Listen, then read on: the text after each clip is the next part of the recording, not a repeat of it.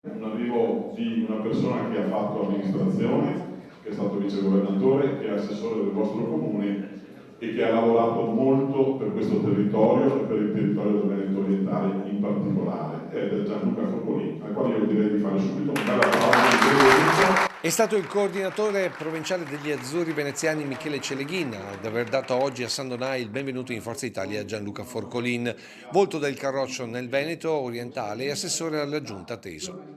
Un addio alla Lega che Forcolin ha commentato così. È diventato un partito dove decide il segretario con poche idee spesso ben confuse, e quindi si è passati dal fazzolettino verde a quello celeste, oggi a un tricolore, a un core business che è quello del ponte sullo stretto di Messina, che credo, con tutto rispetto, che ai nostri cittadini e a questo territorio interessi ben poco.